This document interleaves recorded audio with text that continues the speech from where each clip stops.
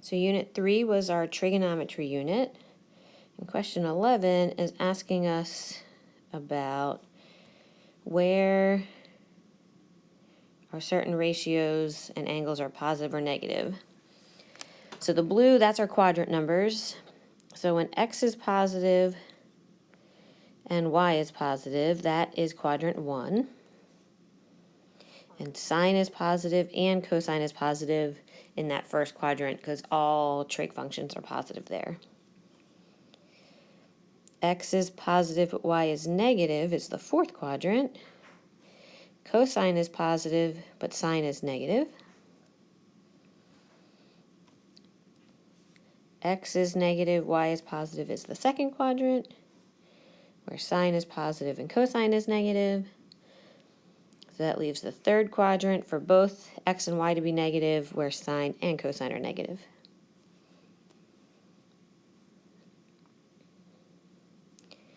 Okay, so in 12, if I make my right triangle here, the x value is 2, the y value is root 5, and we're going to use Pythagorean theorem to get the radius, or the hypotenuse of the right triangle.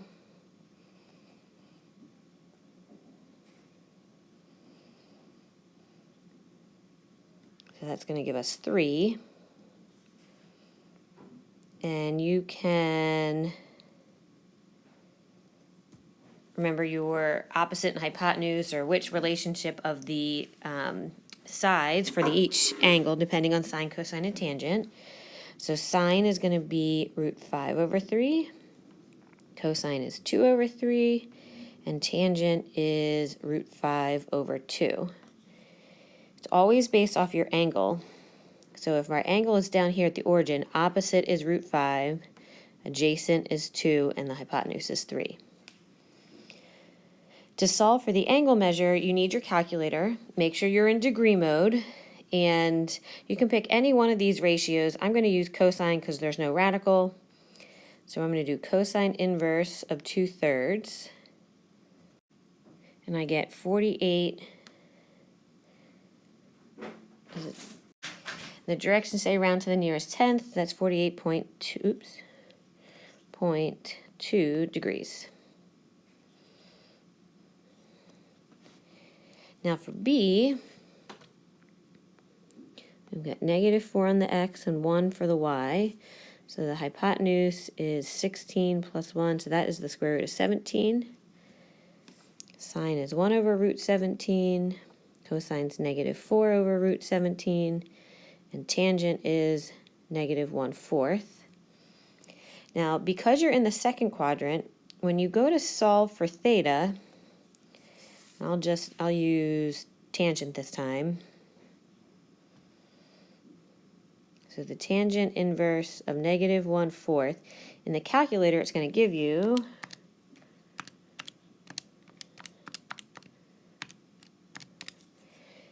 -14.03, so that's just -14.0.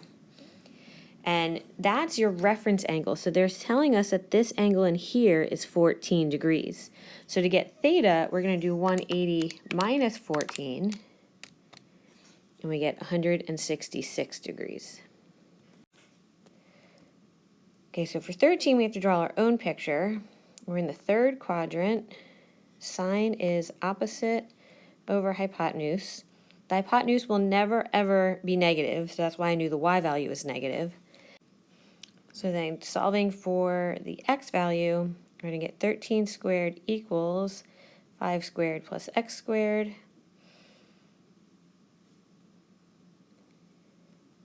We're going to get -12, and I know it's negative because it's to the left of the origin. You have to take into account what quadrant your angle's in. So cosine is going to be -12 over 13. Okay, so we have the Pythagorean identity, and t is any angle, so any real number can be used for t is true. Any degree measure can be used, yep. And any radian measure can be used, yep. All three of those are true.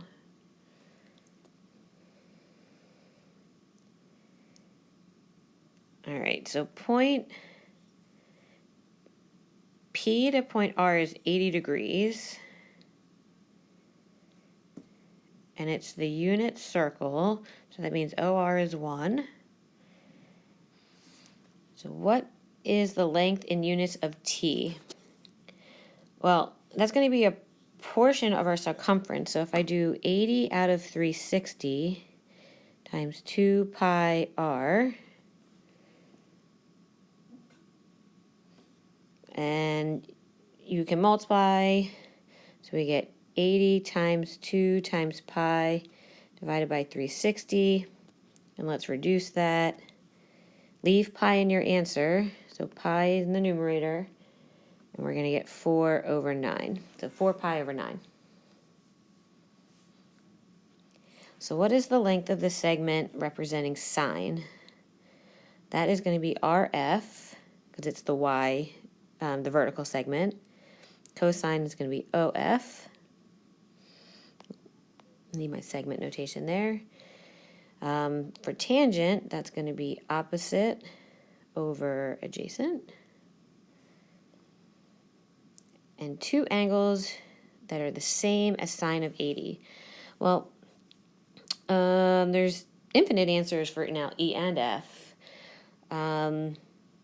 I can do a reference angle where sine is also positive, so I can do 180 minus 80. I can do a coterminal angle where I go all the way around the circle and do 360 plus 80.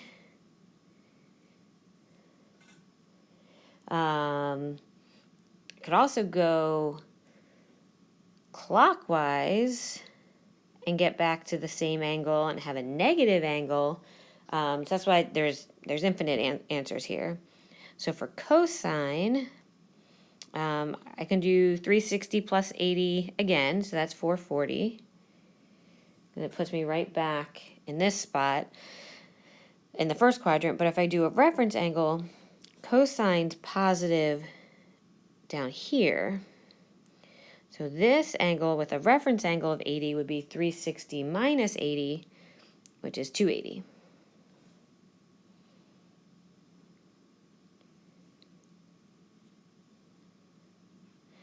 Okay, I find 16 to be easier if I can make a little picture. So 0, we're at 50, which is our highest. And I get back there at 8.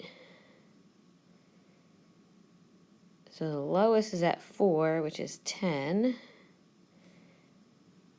So here's just a sketch. So the amplitude, let's see, our midline, let's find that first. So halfway between 50 and 10 is 30. So our amplitude is going to be 20. That's the distance from the maximum to the midline. The period is 1 rotation, so we go from max to max in 8 units. Notice it says equation of the midline. It's because it's a y equals, it's a horizontal line, so y equals 30. Do the same thing for B. When we start at the maximum again, we get back at the maximum at pi over 2, so that is our period. And then if the minimum is 8, is 2, so if 18 is our max and 2 is our minimum, halfway in between is 10. That means our amplitude is 8, and our equation of the midline is y equals 10.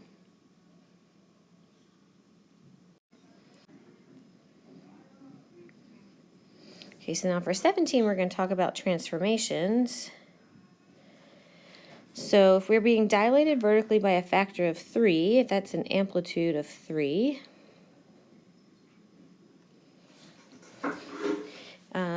B is left 4 and up 6.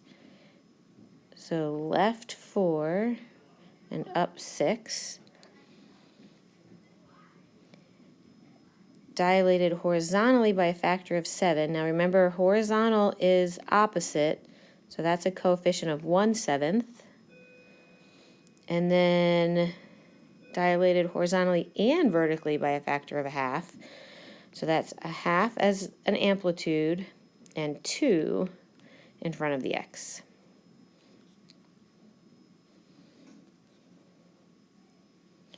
Okay, so for 18, if we make one counterclockwise rotation every 36 seconds, it's important. The top of the wheel, pony ride, is going to be another 15, so that's at 35, and the bottom's going to be at a height of, or distance of 5, because 20 minus 15. So if Pauline's mom wants to start at point S, we need to figure out her distance after a certain amount of rotation. So what we can do is, because we start in the middle, we can use a sine function. So let's see, so that's 15 sine of the angle plus 20, which is going to be your middle, your midline. That's going to give us the distance. So you can plug in 40, 117, and 230 for theta. Make sure your calculator's in degree mode. So when you plug in 40, you get 29.6 feet. Label your answer, be precise. When you plug in 117, you get 33.4 feet. And when you plug in 230, you get 8.5 feet.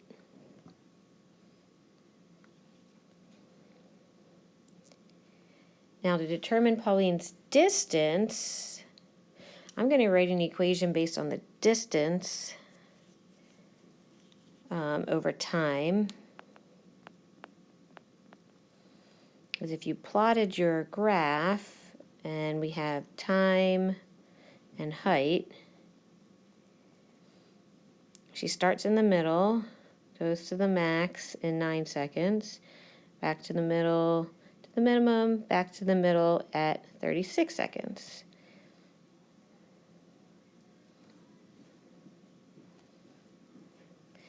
So, and we know the max seat is at 35, and the min seat was at 5, and the middle seat's at 20. Oh, sorry, pony. So our equation, I'm not going to have enough space here. It's going to be 15 sine of 2 pi over the period plus the midline. And you can take 1, 24, and 31 and plug it in for t, but you have to be careful. In your calculator, it's going to give you this parenthesis. So what I recommend is a parenthesis around 2 pi, and then you're going to do times and put in, let's say, 1, and then close the parenthesis plus 20. So check that when you type these in your calculator, you get 22.6 feet for 1 second. For 24 feet, you get 7.0 feet. And for 31 seconds, you should get 8.5 feet. Your whole exam, you can use your calculator, so make sure if you're having any issues while you're reviewing, you ask your teacher now, because during the exam, he or she will not be able to answer your calculator questions. Oh, sketch a graph. Well, I already did that. Okay, let me do it again. So at 0 seconds, she's at 20. At 9 seconds, she's at the top. At 18 seconds, she's back in the middle. And then another 9, she's at the bottom. And then at 36, she's back in the middle.